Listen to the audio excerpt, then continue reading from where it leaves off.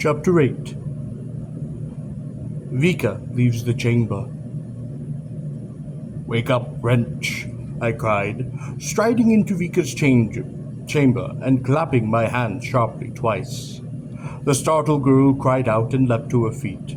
She had been lying upon the straw mat at the foot of the stone couch. So suddenly had she risen that she had struck her knee against the couch, and this had not much pleased her. I had meant to scare her half to death, and I was pleased to see that I had. She looked at me angrily. "I was not asleep," she said. I strode to her and held her head in my hands, looking at her eyes. She had spoken the truth. "You see," she said. I laughed. She lowered her head and then looked up shyly. "I am happy that you have returned." I looked at her. I sensed that she was. "I suppose that in my absence you have been in the pantry?" "No, I have not," adding as an acrimous afterthought, "Master." I had offended her pride. "Vika, I think it is time that some changes were made here."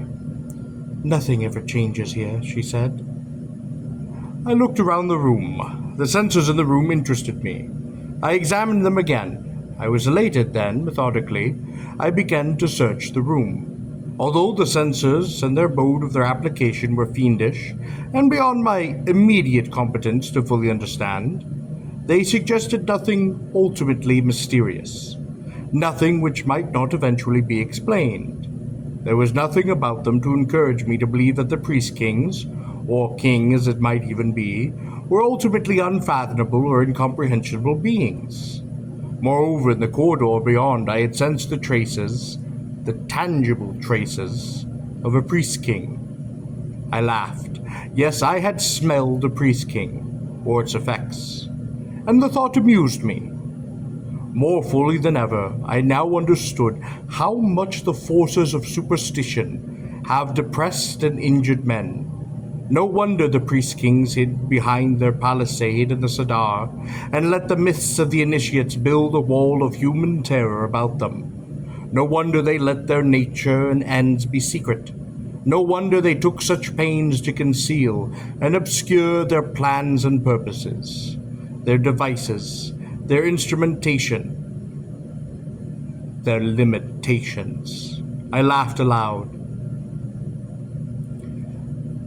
Vika watched me, puzzled, surely convinced that I must have lost my mind. I cracked my fist into my open palm. "Where is it?" I cried. "What?" whispered Vika. "The priest-kings see, and the priest-kings hear," I cried. "But how?" "By their power," said Vika, moving back to the wall. I had examined the entire room as well as I could. It might be possible, of course, to use some type of penetrating beam, which, if subtle enough adjusted, might permit the reception of signals through walls, and then relay these to a distant screen. But I doubted that such a device, though perhaps within the capacities of the priest-kings, would be used in the relative trivial domestic surveillance of these chambers. Then my eyes saw, directly in the center of the ceiling, another energy bulb, like those in the walls, only the bulb was not lit. That was a mistake upon the priest-king's part, but of course the device could be in any of the bulbs, perhaps one of the almost inexhaustible energy bulbs, which can burn for years, and as a simple matter of fact at last burned out. I leapt to the center of the stone platform and cried to the girl, "Bring me the lava." She was convinced I was mad. "Quickly," I shouted, and she fairly leapt to fetch the bronze bowl. I seized the bowl from her hand and hurled it underhanded up against the bulb, which, though it had apparently burned out, shattered with a great flash, a hiss of smoke and sparks.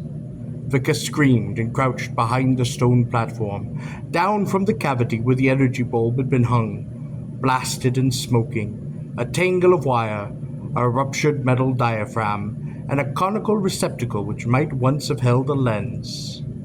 "Come here," I said to Vika, but the poor girl cringed beside the platform impatient. I seized her by the arm. I yanked her to the platform, and I held her there in my arms. "Look up," I said, but she kept her face resolutely down. I thrust my fist in her hair, and she cried and looked up. "See," I cried. "What is it?" she whimpered.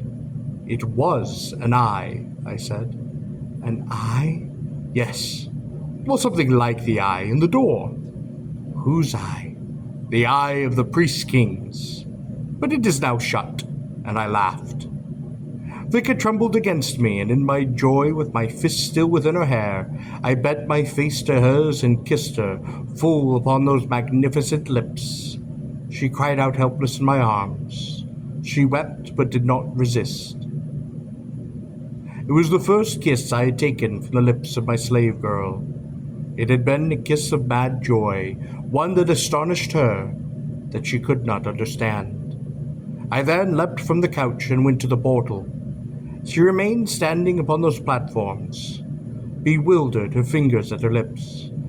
Her eyes regarded me strangely. "Vika, would you like to leave this room?" "Of course." "Very well," I said. "You shall do so." She then shrank back. I laughed and I went to the portal. Once again I examined those 6 red domed censers, 3 on a side, which were fixed there. It would be in a way a shame to destroy them, for they were rather beautiful. Nevertheless, I drew my sword. "Stop!" cried Vika in terror. She leapt from the stone couch and ran to me, seizing my sword arm, but with my left hand I flung her back, and she stumbled into the side of the stone couch. "Don't!" she cried, kneeling there, her hands outstretched. 6 times the hilt of my sword struck against the censers, and 6 times there was a hissing pop, like the explosion of hot glass, and a bright shower of scarlet sparks. The censers had been shattered, their lenses broken, and their wired apertures behind them a tangle of black fused wire. I resheathed my sword, wiped from my face the back of my forearm. I could taste the little blood, and I knew that some of the fragments from the censers had cut my face. Vika knelt beside the couch numbly. I smiled at her. "You may now leave the room, should you wish to do so." Slowly, she rose to her feet. Her eyes looked upon the portal and its shattered censers. Then she looked at me, something of wonder and of fear in her eyes. She shook herself. "My master is hurt." "I am Tarl Cabot of Koroba," I said to her, telling her my name and my city for the first time. "My city is Treve," she said, for the first time telling me the name of her home. I smiled as I watched her go to fetch a towel from one of the chests against the wall. So Vika was from Treve. That did explain much. Treve was a warlike city somewhere in the trackless magnificence of the Vika Range. I had never once been there, but I knew of her reputation. Her warriors were said to be fierce and to be brave. Her women were proud and beautiful, her townsmen ranked with those of Thentis, famed for its tarn flocks, and Koroba, even Great Ar itself. Vika returned with the towel and began dabbing upon my face. It was seldom that a girl from Treve ascended to the auction block. I suppose Vika would have been costly had I purchased her in Ar or Koroba. Even when not beautiful, because of their rarity, they are prized by collectors. Treve was alleged to lie above Ar, some 700 parasangs distant, toward the Sadar. I had never seen the city located on a map. I had seen the territory she claimed so marked, but the precise location of Treve was not known to me, but perhaps known to very few save its citizens. The trade routes did not lead to the city, and those who entered its territory did not often return. There was said to be no access to Treve save upon Tarnback, and this would suggest that it must be as much a mountain stronghold as it is a city. She is said to have no agriculture, and this might be true. Each year in the fall, legions of townsmen from Tariv were said to emerge from the Vika like locusts and fall upon the fields of one city or another. Different cities in different years, harvesting what they needed and burning the rest in order that a long, retaliatory winter campaign could not be launched against them. A century ago, the townsmen of Tariv had even managed to stand off the townsmen of Ar in a fierce battle fought in the stormy skies over the crags of the Voltai. I had heard poets sing of it. Since that time, her depredations had gone unchecked, although perhaps it should be added that never again did the men of Tariv despoil those fields of Ar. Does it hurt? Does it hurt? Asked Vika. No, I said. Of course it hurts, she sniffed. I wondered if many of Tariv's women were as beautiful as Vika. If they were, it was surprising that townsmen from all the cities of Gor could not have descended upon the place, as the saying go, to try their chilling luck. Are all the women of Tariv as beautiful as you? Of course not, she said irritably. Then are you the most beautiful? I don't know.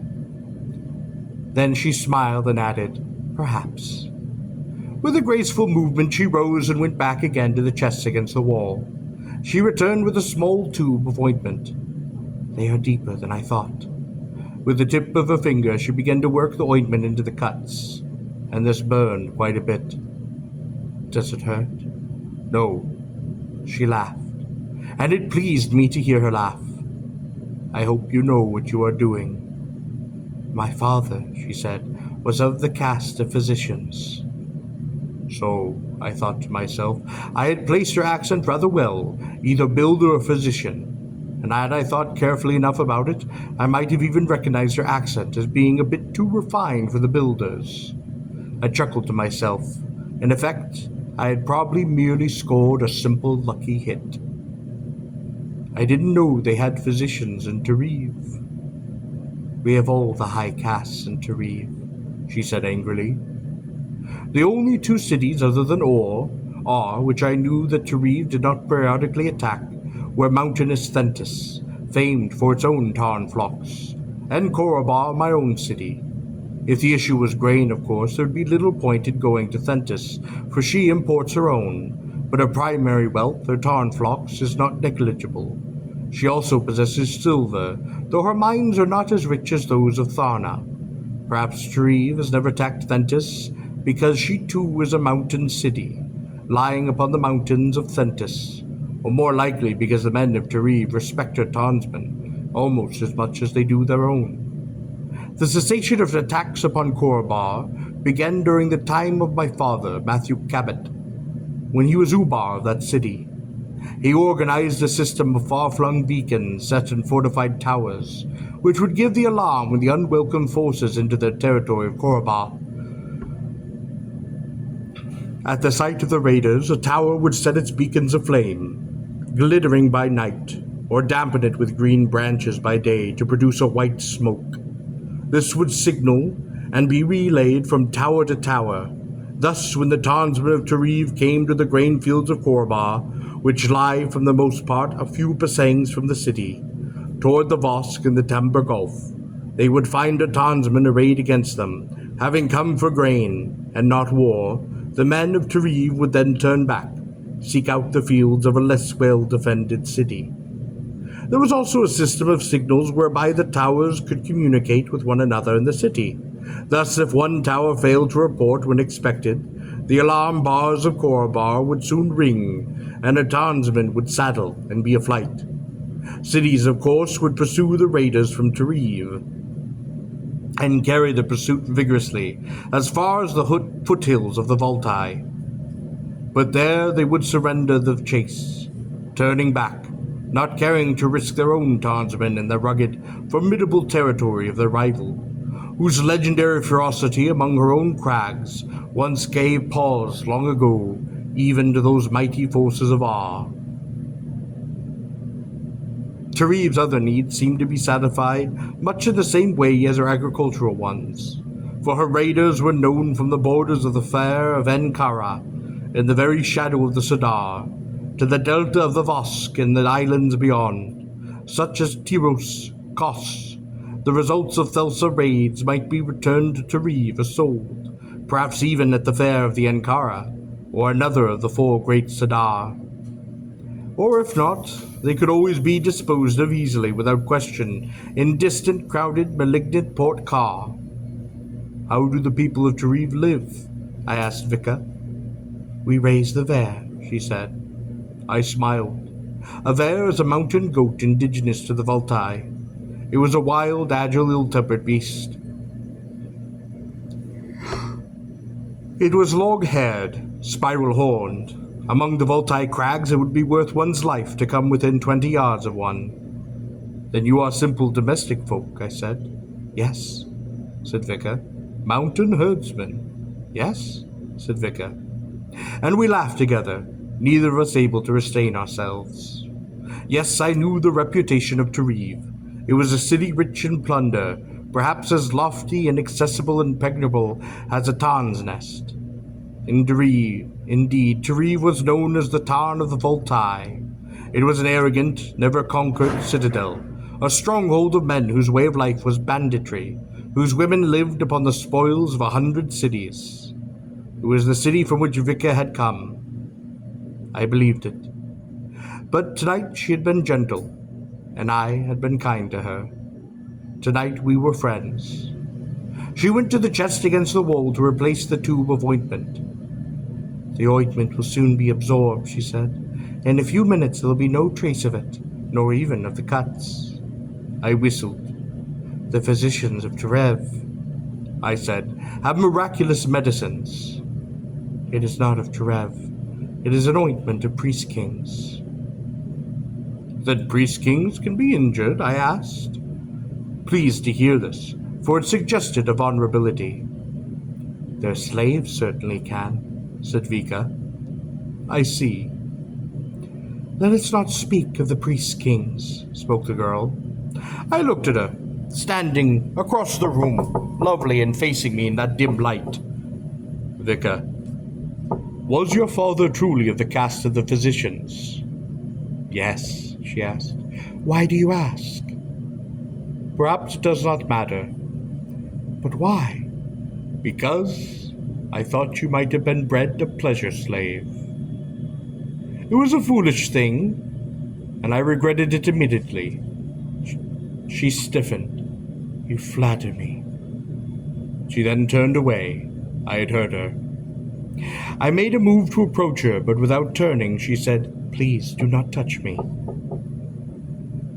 And then she seemed to straighten and turn to face me. Once again, that old and scornful Vika, challenging, hostile. But of course you may touch me. You are my master. Forgive me, I said. She laughed bitterly and scornfully. It was truly a woman of Tareve who stood before me now, and I saw her as I'd never seen her before. Vika was a bandit princess, accustomed to be clad in the silk and jewels from 1,000 looted caravans, to sleep upon the rich furs and sup upon the distant delicate viands, all purloined from galleys beached and burnt, from the ravished storerooms of the outlying smoking cylinders, and from the tables and treasure chests of homes whose men were slain, whose daughters wore the chains of slave girls.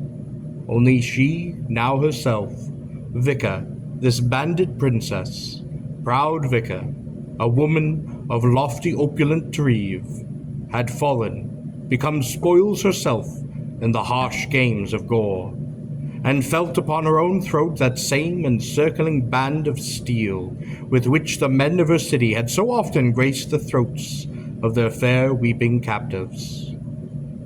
Vika was now property, my property. Her eyes regarded me with fury. Insolently she approached me, slowly, gracefully, as silken in her menace as the she-laurel. Then, to my astonishment, when she stood before me, she knelt, her hands upon her thighs, her knees in the position of the pleasure slave. She dropped her head in scornful submission. She raised her head, and her taunting blue eyes regarded me most boldly. "Here, master," she said, "is your pleasure slave. Rise." She rose gracefully. She put her arms about my neck. She moved her lips so close to mine. "You stole a kiss before," she said.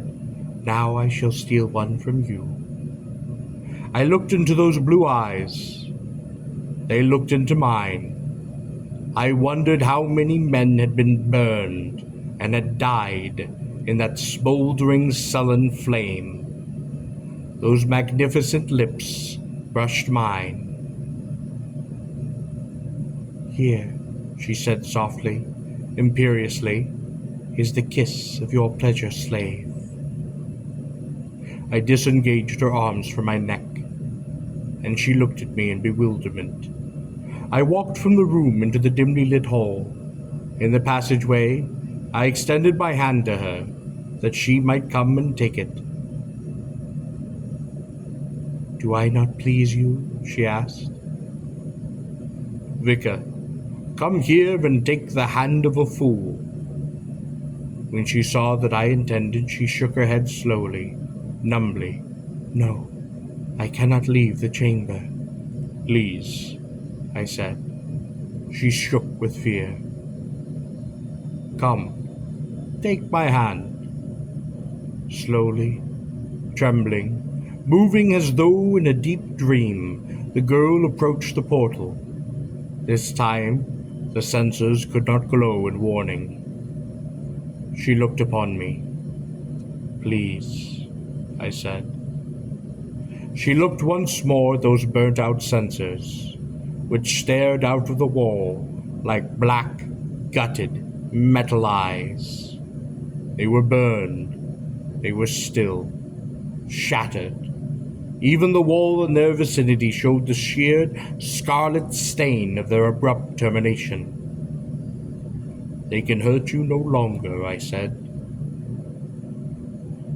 Vika took another step, and then it seemed her legs would fail her. It seemed she would swoon. She put out her hand to me, her eyes wide with fear. "The women of Treve," I said, "are brave, as well as beautiful and proud." Straightening her back, she stepped through the portal and fell fainting into my arms. I lifted her, and I carried her to that stone couch.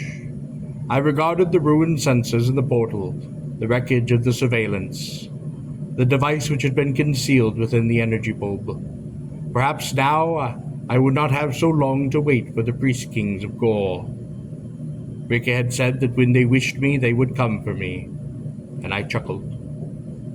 Perhaps now they would be encouraged to hasten their appointment. I glanced and gently placed Vika upon that great stone couch.